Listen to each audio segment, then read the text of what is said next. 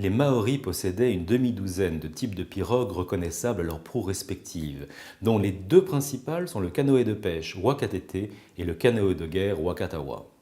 Ces embarcations pouvaient grandement varier en taille, avec une capacité allant de 2 individus jusqu'à 80 hommes pour les plus grands canoës de guerre. La taille de la proue, comme celle de la poupe, se modulait en fonction du gabarit de la pirogue.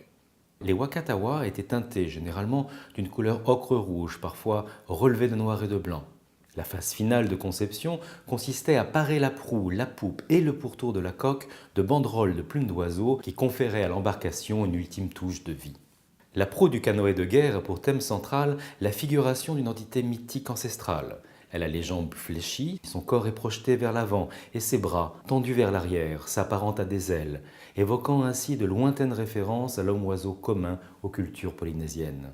L'intensité de ses yeux en acre d'abalone comme sa langue tirée étaient des signes d'agression et d'intimidation destinés à en imposer à l'adversaire.